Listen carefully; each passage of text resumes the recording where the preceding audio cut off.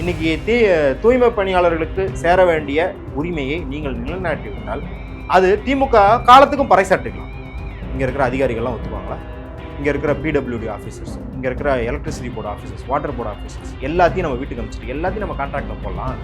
புரிஞ்சுக்க மாட்டுறாங்க அப்படின்றலாம் கிடையாது. அரசுக்கு நல்லாவே புரியும். புரிஞ்சனால தான் 2021 அவர்களுக்காக நீண்ட நடிக கடிதம் எழுதப்பட்டது. Point by point. இப்போ நான் சொல்கிற எல்லா பாயிண்ட்டுமே அதை விட சிறப்பாக பாயிண்ட் பை பாயிண்ட்டு என்ன பண்ணணும், ஏது பண்ணணுன்றது எல்லாமே அவங்களுக்கு தெரியும். அந்த தொழிலாளர் பிரச்சனையை கூட்டணி பிரச்சனையாக்குவது, தேர்தல் கணக்கு பிரச்சனையாக்குவது அப்படிங்கிறது அந்த தொழிலாளர்களுக்கு விரோதமானது. இன்றைக்கி அந்த தொழிலாளர்கள் இவங்கெல்லாம் யாரையும் விமர்சிக்கிறாங்களா? அவங்க நேரடியாகவே என்ன கேட்குறாங்க? நிறைய பேர் என்ன சொல்கிறாங்க, சாலையே உங்களுக்கு தான் நாங்கள் ஓட்டு போட்டோம், அந்த ஓட்டு போட்ட உரிமையில தான் கேட்குறோன்னா அங்கே ஒரு அம்மா சொல்கிறாங்க. தொடர்ந்தே சேகர் பாபு மேலே பல விமர்சனங்களை வச்சுக்கிறோம். அவர் முருகன் மாநாடாகட்டும், அவர் ப்ரெஸ்ஸை ஹேண்டில் பண்ணுறதாகட்டும், நிறைய விஷயத்தில் அவர் மேலே விமர்சனம் வச்சுக்கிறோம். அந்த விமர்சனம் இன்னும் தொடருது. அவர் தன்னை மாற்றிக்கொள்ளவில்லை. ஷர்மிளா டாக்கீஸ் நேயர்களுக்கு வணக்கம். இந்த நேர்காணலில் நாம் சந்திக்கிறப்பவர் சமூக செயற்பாட்டாளர் தோழர் மத்தூர் சத்யா அவர்கள். வணக்கம். வணக்கம். தூய்மை பணியாளர்களுடைய போராட்டம் 12வது நாளாக தொடர்ந்து கொண்டே இருக்கு. ஒரு அரசு தரப்பிலிருந்து பல கட்ட பேச்சுவார்த்தைகள் நடத்திட்டாங்க. ஆனால் ஒரு தீர்வு எட்டப்படலை. இன்னைக்கும் சென்னை கார்பரேஷன் தரப்புலேருந்து நீங்கள் வேலைக்கு திரும்புங்க, வாங்க பார்த்துக்கலான்னு கூப்பிடுறாங்க. பணி நிரந்தரம் இருக்கும், உங்களை வேலையெல்லாம் எந்த போகாது, அதுக்கான சூழலை உருவாக்கி தரோம் அப்படிலாம் கூப்பிடுறாங்க. ஆனால் அவங்களுடைய கோரிக்கை அப்படின்றது ஒரே கோரிக்கை தான். நிரந்தரமான பணி, தனியாருக்கு நாங்கள் போக மாட்டோம், தனியார் இருக்கக்கூடாது அப்படின்றதான் அவங்களுடைய ஒரே கோரிக்கையாக இருக்குது. எப்படி பார்க்குறீங்க? அதாவது இந்த வாய் வார்த்தையாக வா பார்த்துக்கலாம், ஒன்றும்னா பழகிருக்கோம், உங்களை போய் நாங்கள் விட்டுருவோமா? வட சென்னையில் ராதாரவி சொல்லுவார், ஏய் என்னப்பா நம்ம தலைவர் உனக்கு கெட்டதை யோசிப்பாரா அப்படின்னு சொல்லுவார். அந்த ரோட்லேருந்து அகற்றி அவங்கள அந்த இதில் போடுறதுக்கு. அந்த மாதிரியான இந்த மாதிரியான வாக்குறுதிகள்லாம் தேவையில்லை. நீங்கள் தனியாருக்கு கான்ட்ராக்ட் போடும்போது ராம்கி வாப்பா பார்த்துக்கலாம் அப்படின்னா சொன்னீங்க. அவன்கிட்ட குறிப்பாக கான்ட்ராக்டை போட்டிருக்கீங்க. அந்த கான்ட்ராக்டில் அவன் 40 வயசுக்கு மேலே ஆள் இருக்கக்கூடாது, இந்த சம்பளம் தான் தருவோன்னு எல்லாம் கான்ட்ராக்ட் போட்டிருக்கான். அந்த கான்ட்ராக்டுக்கு எத்தனை கோடி பரிமாறுது எல்லாம் அதில் இருக்கு இல்லையா? அப்போ அதே போல் எழுத்துப்பூர்வமாக உங்கள் பணி நிரந்தரம், அதே போல் முன்னாடி கொடுத்துட்டு இருந்த மாதிரி சம்பளம், அதில் ஹெச்ஆர்ஏ, சிசிஏ, ஸ்பெஷல் அலவன்ஸ் எல்லாம் சேர்த்த சம்பளம் எல்லாம் இருக்குன்ட்டாங்க. ஏன் போராடிட்டு இருக்க போகிறாங்க? அவங்களுக்கு என்ன தலையெழுத்தா? ரிப்பன் பில்டிங்கில் நீங்கள் சும்மா, அதாவது வெயில் காலம்லாம் கிடையாது, ஒரு நவம்பர் டிசம்பரில் கூட ரிப்பன் பில்டிங்கில் போய் 10 மணி நேரம் கூட உட்கார முடியாதுங்க. அவ்வளோ டிராஃபிக் சத்தம், அவ்வளோ பொல்யூஷன், அவ்வளோ வெயில் இருக்கும். அதெல்லாம் தாண்டி மழை வெயில் எல்லாம் தாண்டி 12 நாள் உட்காந்துருக்குறாங்க அவங்க. இது எதுக்கு? அவங்க சும்மா வீம்புக்குன்னு உட்காந்துருப்பாங்களா? அப்படி கிடையாது. இப்போது நம்ம பார்க்குற பார்வையிலே ஒரு பெரிய பிரச்சனை என்ன அப்படின்னா, தனியாருக்கு போனால் இவங்க சத்தம் போடுறாங்க, தனியார்னாலே இவங்களுக்கு அலர்ஜியாக இருக்குது. இங்கே தனியாரை எதிர்க்கணும், தனியாரை எதிர்க்கிறது இல்லை, தனியார்னால என்ன விளைவு ஏற்படுது அப்படின்றதுனால நம்ம எதிர்க்கிறோம். இப்போ அவங்களுக்கு நேஷ்னல் அர்பன் லைவ்லிஹுட் மிஷனில் அவங்க இருந்தாங்க. அதாவது கையால் மலமல்லும் திட்டத்தை ஒழித்து அதற்கான மறுவாழ்வு, manual scavenger abolition and rehabilitation act, ரீஹாபிலிட்டேஷனில் அவங்க என்ன பண்ணுறாங்க, மறுவாழ்வு அப்படின்னும் போது நேஷனல் அர்பன் லைவ்லிஹுட் மிஷனில் அவங்க அப்சர்வ் பண்ணிக்கிறாங்க. அதாவது இது வரைக்கும் இந்த கான்ட்ராக்டில் விட்டுருந்தாங்க, கைதான் மாறுது அப்படின்றாங்க. அது கிடையாது. நேஷனல் அர்பன் லைவ்லிஹுட் மிஷனில் இருந்தாங்க. அது சென்ட்ரல் கவர்மெண்ட்டு, ஸ்டேட் கவர்மெண்ட் ரெண்டும் சேர்ந்து அவர்களுக்கு காசு தந்துட்டு இருந்துச்சு. அதை இம்ப்ளிமெண்ட் பண்ணுறதுக்கு சில கான்ட்ராக்டர்ஸ் இருப்பாங்க. நீங்கள் ஸ்வச் பாரத் ஆகட்டும், எந்த திட்டமாகட்டும், இல்லை மாநில அரசு திட்டமாகட்டும், இம்ப்ளிமெண்டேஷனில் யாராருக்கும் கான்ட்ராக்ட்லாம் இருக்கும், அதெல்லாம் பிரச்சனை கிடையாது. இங்கே அந்த ஸ்கீமே முடிஞ்சு நீங்கள் வேறு ஆள்கிட்ட கொடுக்குறீங்க அப்படின்னும் போது தான் அவங்களுக்கு வேலை நிரந்தரம் இல்லாமல் போகுது. வேலை நிரந்தரம் இல்லாமல் போகுது. இப்போ சம்பளம் மட்டும்தான் பிரச்சனை அப்படின்னா, நிரந்தர வேலை அப்படிங்கிறதுக்கு நீங்கள் விலையே தர முடியாது. நீங்கள் ஒரு பொதுவாக ஒரு ஐடியில், இன்றைக்கி ஐடியில் யூனியன் கட்ட ஆரம்பிச்சிருக்காங்க, யூனிட்லாம் நல்ல வேலை பார்த்துட்டு இருக்கு. ஆனாலும் இன்றைக்கும் கூட டிசிஎஸ்ல ஆயிரக்கணக்கான பேரை நீக்கிறாங்க, விப்ரோவில் நீக்கினாங்க, போன வருஷம் ஃபுல்லாக எல்லா ஐடி கம்பெனிலையும் நீக்கினாங்க. இந்த பைஜூஸுங்கிற எஜுடெக் கம்பெனி ஃபுல்லாகவே மூடிட்டு இருக்கிற எல்லா எம்ப்ளாயிஸும் வீட்டுக்கு அனுப்பிச்சிட்டாங்க. ஆனால் நம்மளால் போராடி அதை திரும்ப பெற முடியல, அதுக்கான காம்பன்சேஷன் வாங்க முடியல. நிறைய பேருக்கு நிலுவை சம்பளத்தை கூட ஐடி நிறுவனத்தில் வாங்க முடியல. ஏன்னா அங்கே யூனியன் அமைக்கிறது ரொம்ப கஷ்டமாக இருக்குது. ஏன் யூனியன் அமைக்கிறது கஷ்டமாக இருக்குன்னா, நிரந்தர வேலை கிடையாது.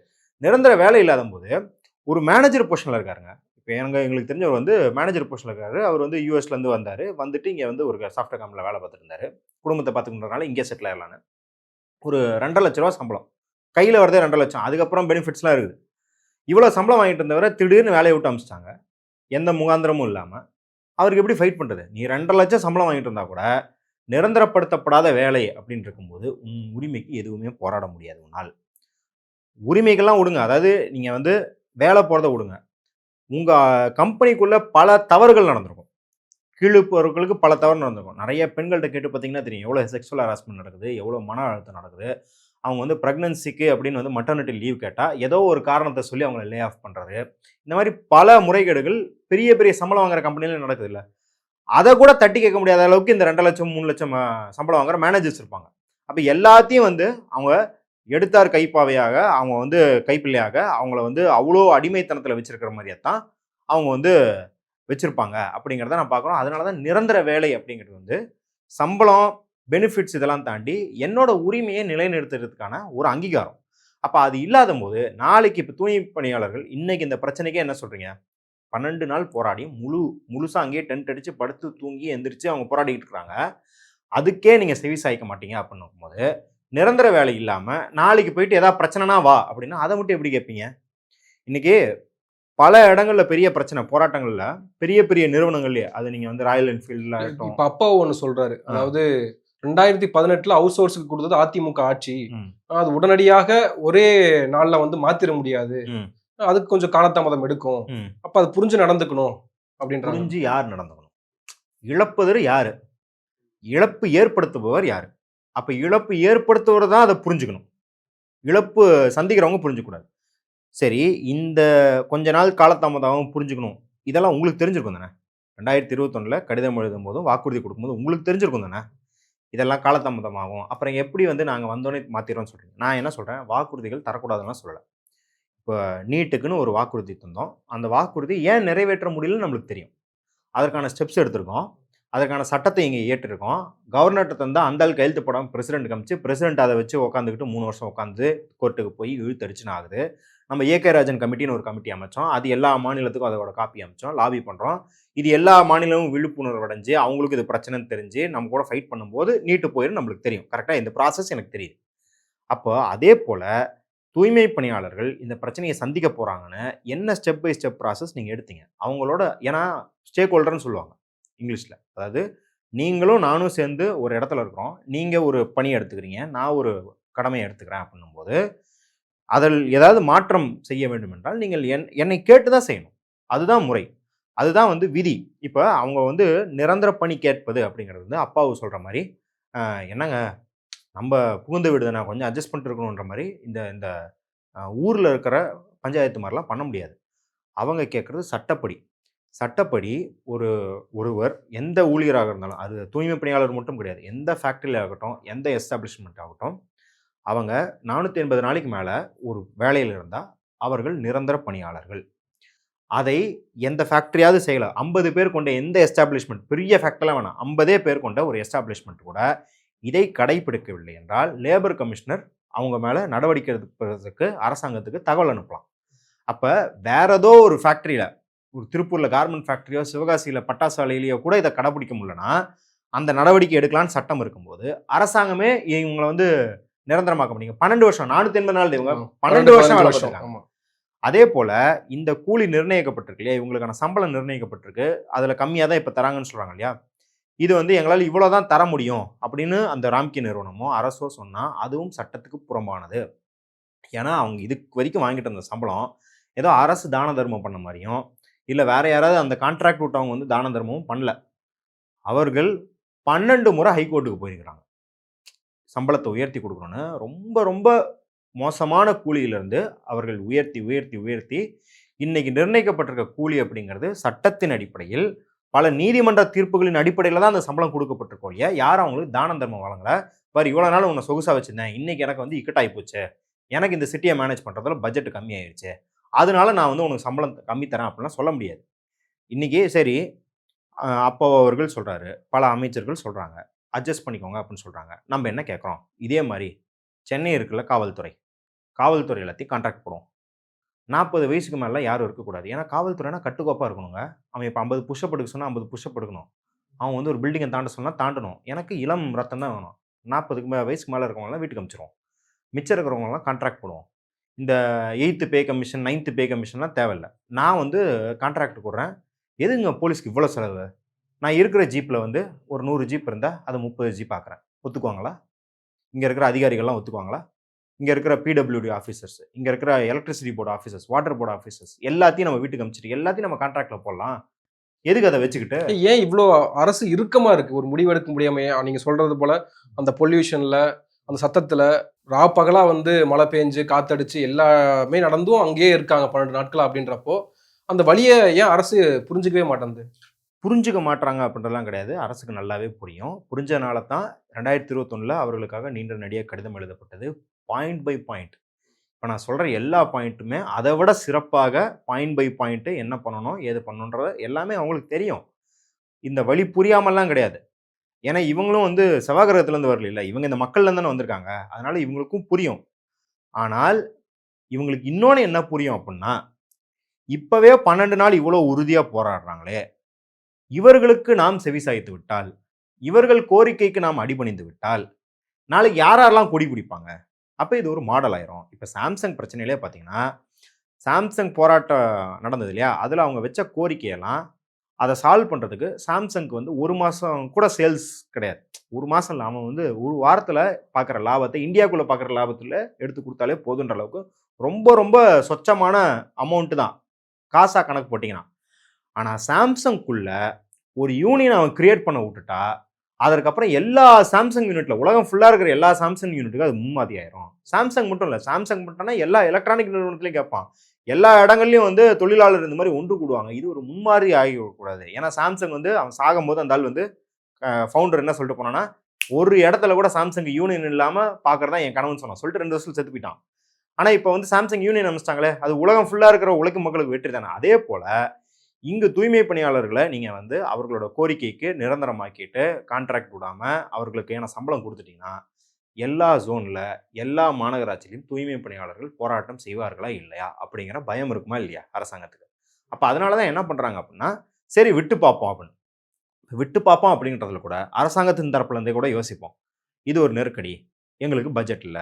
இப்ப இதை நம்ம ஒத்துக்கிட்டோம் அப்படின்னா அடுத்தடுத்து எல்லாம் போர்க்கொடி உயர்த்துவாங்க. அப்படின்னும் போது நீங்க என்ன பண்ணணும், நீங்க தான் டிஃபென்சிவ் பொசிஷன்ல இருக்கீங்க. அதாவது நீங்க தான் அவங்கள அட்ஜஸ்ட் பண்ணிக்க கேட்குறீங்க. அப்ப நீங்க என்ன பண்ணணும், சுமூகமாக முடிப்பதற்கு ஃபர்ஸ்ட் 2, 3 நாட்கள்லயே எந்த மாரியான அப்ரோச் எடுக்கணும். அவங்கள்ட்ட சரி அவங்கள்ட்ட டைம் கேளுங்க.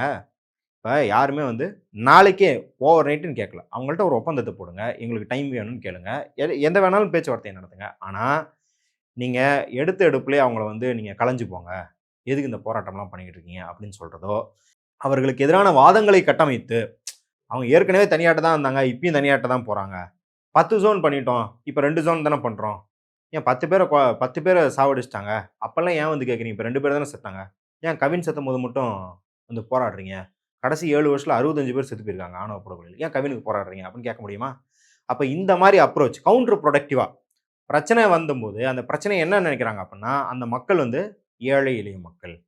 சாதி அடிக்கல் கீழ்நிலையில் வைக்கப்பட்டு சமூகத்தால் எல்லா ஒடுக்குதலும் செலுத்தப்படும் மக்கள். அவர்களுக்கு ஆதரவு இருக்காது அப்படின்னு நினைச்சு இறங்குனா, அது இன்னும் எரியிற நெருப்புல எண்ணெய ஊத்துற மாரி தான் இருக்குது. அப்படிங்கிற பார்த்து தான் பார்க்குறோம். அந்த அப்ரோச்ல தான் இங்க நம்ம பெரிய டிஃபரன்ஸ் இருக்கு நம்மளுக்கு. இப்ப அந்த தூய்மை பணியாளர்களே வந்து அவங்க பேசும்போது சொல்றாங்க, நாங்க மட்டும் தன்னந்தனியா இங்க உட்கார்ந்திருந்தோம்னா எப்பயோ எங்க குப்பையா வந்து தூக்கி ம். எறிஞ்சிருப்பாங்க.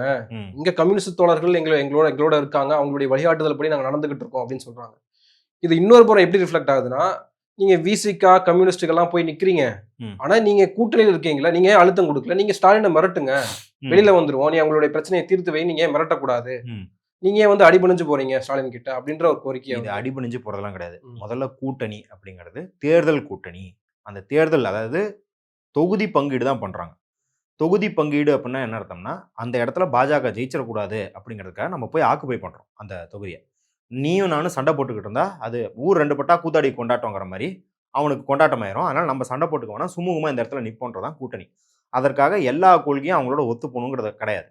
இன்னொன்னு நானு இப்ப கம்யூனிஸ்ட்ட கூட விட்டுருங்க. அவங்க மேல இருக்கிற விமர்சனம்லாம் பொதுவாவே சமூகத்தில கம்யூனிஸ்ட்கள் மேல இருக்கிற விமர்சனம். அது அமெரிக்கால இருந்து பிரிட்டன் வரைக்கும் எல்லாரும் பரப்புற விமர்சனம். எல்லாமே அதோட வெளிப்பாடுகள். விசிக மேல நீங்க பாருங்களேன். தொடர்ந்து எழுப்பப்படுற விமர்சனம். ஏதாவது அ ஒரு அமைச்சர் சாதியவாதமா பேசினாலோ, இல்ல எங்கேயாவது சாதிய பிரச்சனை நடந்தாலோ, உடனே எல்லாரும் கிளம்பிருவான். விசிக வந்து கூட்டணி விட்டு வெளிய வரணும். ராஜினாமா பண்ணணும். அது பண்ணணும், இது பண்ணணும்.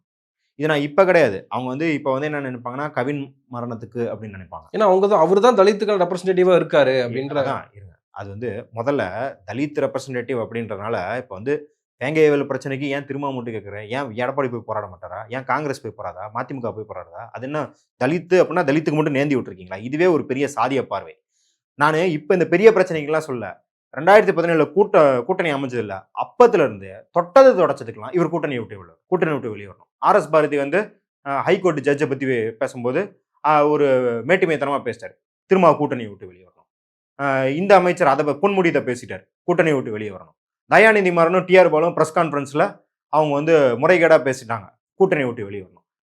வெளியே வந்துட்டு என்ன பண்ணிட்டு போறாரு? உன்னோட ஃபேஸ்புக் இன்ஸ்டாகிராம்ல உட்காந்து அவர் கமெண்ட் போட்டுக்கிட்டு இருப்பாரா? இன்னைக்கு ஆட்சியில் இருக்கிறனால பல விஷயங்களை கம்யூனிஸ்டுகளாலையும் விசிகாவினராலும் சாதிக்க முடியுது. இப்போ எஸ்சி கமிஷன் அமைக்க முடிஞ்சிருக்கு. சிறப்பு குறு திட்டம்னு பட்டியல் சாதி இருக்கிறான சப்ளானா அவங்களுக்கு சட்டம் கொண்டு வர முடிஞ்சிருக்கு. இந்த மாதிரி அவங்க சில இப்போ கம்யூனிஸ்டுகள் வந்து கூட்டணியில் இருப்பதனாலையும் அவர்கள் போராட்ட களத்தில் இரண்டையும் பேலன்ஸ் பண்றதுனால தான் 12 மணி நேரம் வேலை அப்படின்னு போட்டோன்னே 3 நாளில் போராடி அது பின்வாங்க முடியுது. அதனால இப்போ கூட்டணியில் இருக்காங்க, அழுத்தம் கொடுக்குறதா என்னங்க? போய் கையை பிடிச்சி அழுத்துவாங்களாங்க? எல்லா போராட்டத்தில் என்ன பண்ணுமோ சமரசம் இல்லாமல் தானே பேசுறாங்க.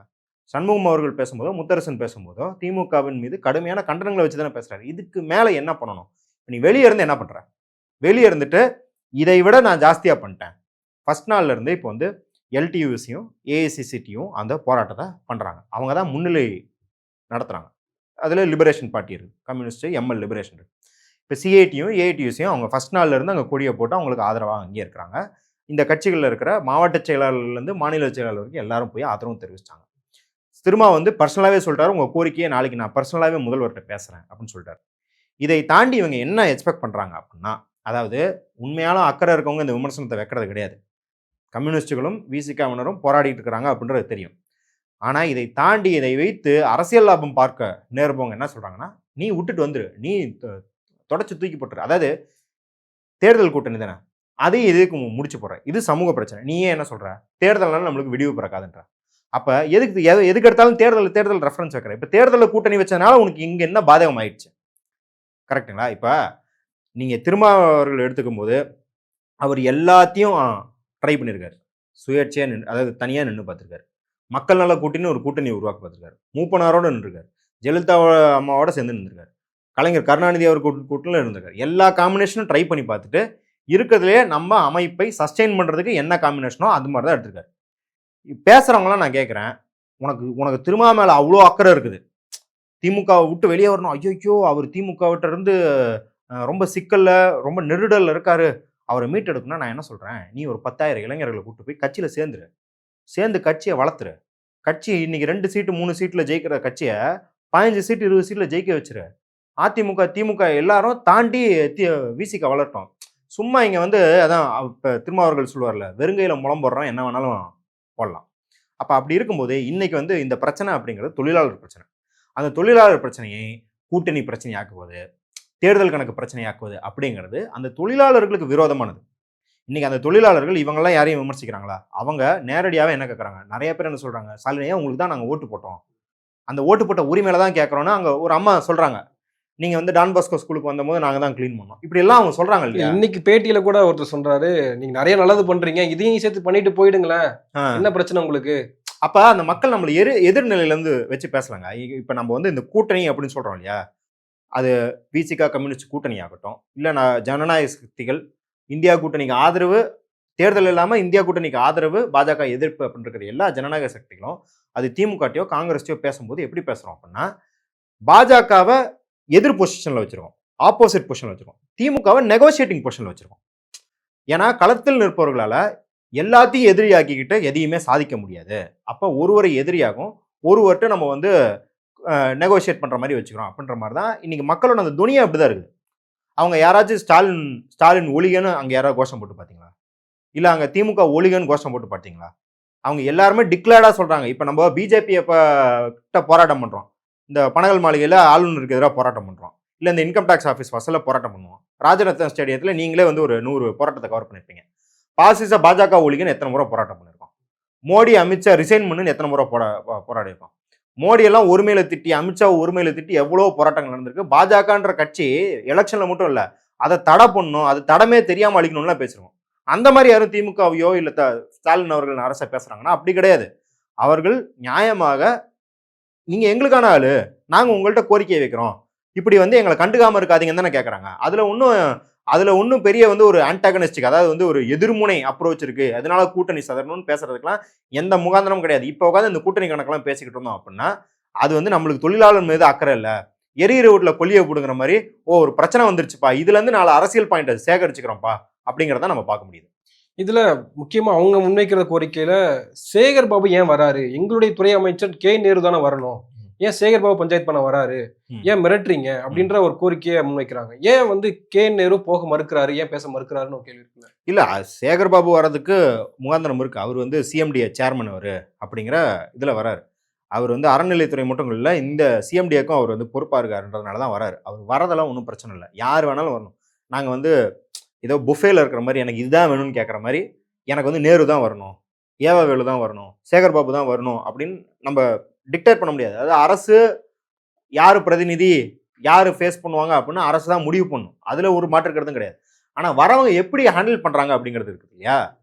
நம்ம வந்து தொடர்ந்தே சேகர் பாபு மேல பல விமர்சனங்களை வச்சுக்கிட்டு வரோம். அவர் முருகன் மாநாடாகட்டும், அவர் வந்து ப்ரெஸ்ஸை ஹேண்டில் பண்ணுறதாகட்டும், நிறைய விஷயத்தில் அவர் மேலே விமர்சனம் வச்சுக்கிட்டு வரோம். அந்த விமர்சனம் இன்னும் தொடருது. அவர் தன்னை மாற்றிக்கொள்ளவில்லை அப்படிங்கிறத பார்க்குறோம். நீலம் வந்து பத்திரிகையாளரா இல்லையா, அவர் யாராக இருந்தால் உங்களுக்கு என்ன?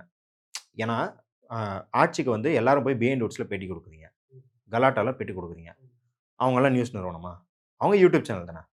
அப்போ பாசிட்டிவாக வரும்போது ஒரு யூடியூப் சேனல் ஓகேன்னு தோணுது. அதுவும் நெகட்டிவானா அவங்க வந்து சேரவாரி அடிக்கிற மாதிரிலாம் எதுவும் பண்ணல, எதுவும் ட்ரிகர் பண்ணுற மாதிரிலாம் கேள்வி கேட்கல. ரொம்ப பேச்சுவார்த்தை நடந்தது. என்ன நடந்தது, மக்களுக்கு கொடுத்த வாக்குறுதி அப்படின்றதானே திருப்பி கேட்குறாங்க. இது ரொம்ப நாகரிகமான கேள்வி தானே. இதில் எதுவும் கொச்சையாக எதுவும் இருக்குதா? அதெல்லாம் கிடையாது. அப்படி இருக்கும்போது அவர்கள் மீது வந்து கோபத்தை வெளிப்படுத்துவது, மக்கள் கலைஞ்சு போயிடணும்னு சொல்லுது, அப்படிலாம் நாங்கள் எதுவும் தரல அப்படின்னு சொல்கிறது வந்து ரொம்ப தவறான அப்ரோச்சு. ஏற்கனவே சாம்சங் ப்ரொட்டஸ்ட்லையும் நம்ம பார்த்துருக்கோம். ஏவவேலு வருவதற்கு முன்னாடி ப்ரெஸ் கான்ஃபரன்ஸ்லாம் மக்களுக்கு திருப்தி அளிக்கும்படியாக இல்லை, அந்த போராட்டக்காரர்களுக்கு திருப்தி அளிக்கும்படியாக இல்லை அப்படிங்கிறது எதிர்ப்புணர்வு ஜாஸ்தியாகுச்சு. நம்ம திமுக தரப்புலேருந்து தான் சொல்கிறோம். திமுக தரப்புலேருந்து திமுக இதற்கு மேலே எதிர்ப்பு சம்பாதிச்சக்கூடாது அப்படின்னு நினச்சாலே இந்த அப்ரோச் எடுக்கக்கூடாது. இப்போ ஏவவேலு அவர்கள் வந்து பேசினதுக்கப்புறம் நீங்கள் பார்த்துருப்பீங்க, சிபிஎம் சேர்ந்த கனகராஜ் அவர்கள் ஏவவேலுவை பாராட்டி பதிவு போட்டார். டிபேட்லேயும் சொன்னார், ஏவவேலு அமைச்சருக்கு நான் நன்றி, அவர் வந்ததுக்கப்புறம் நெகோசியேஷன் ஸ்மூத்தாக போச்சு, எங்களுக்கு தேவையான பாயிண்ட்ஸ் அவர் புரிஞ்சுக்கிட்டார்.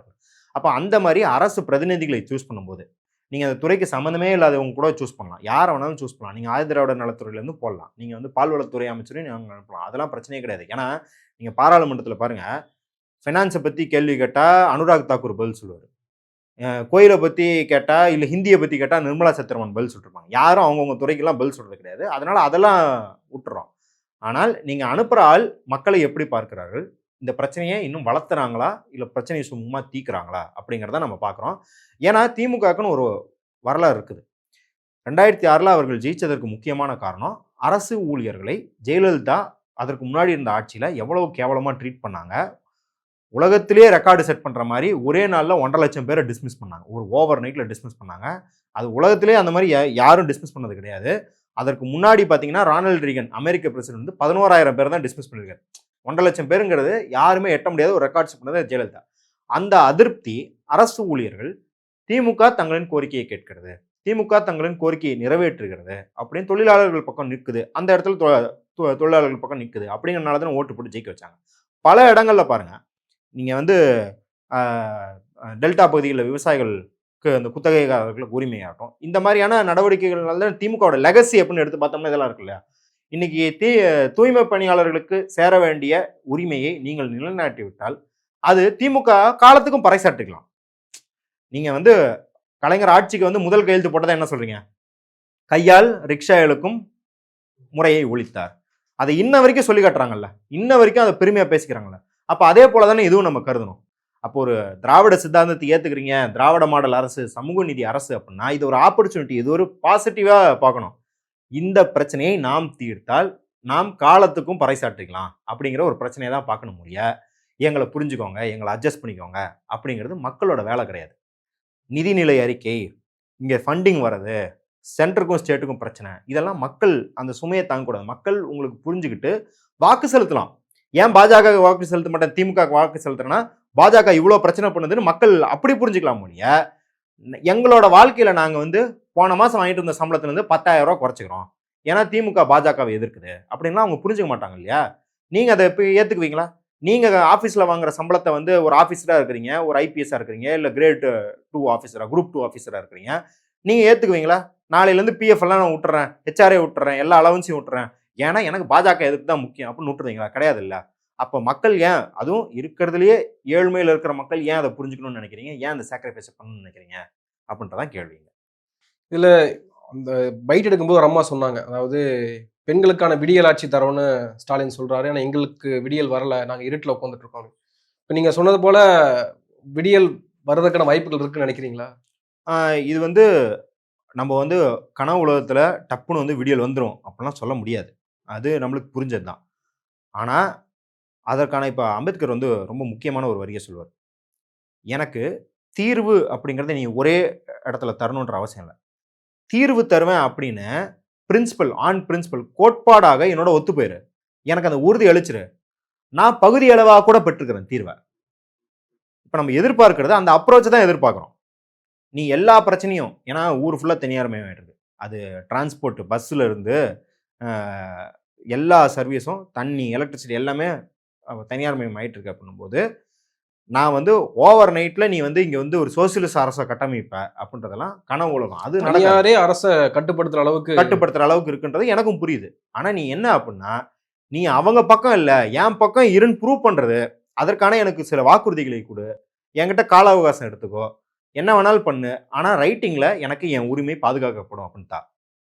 சட்டப்படி எனக்கு அங்கீகரிக்கப்பட்டதெல்லாம் நீடிக்கும் என்பது தா. அதுக்கப்புறம் நம்ம வந்து 2 பேரும் சேர்ந்து அந்த எதிரியை ஒன்றா வீழ்த்துவோம். அதுதான் நம்ம கேட்குறது. பொறுத்திருந்து பார்ப்போம் என்ன நடக்குதுன்னு. நிறைய விஷயங்களை பகிர்ந்துக்கிட்டீங்க. உங்கள் நேரத்துக்கு மிக்க நன்றி. நன்றி.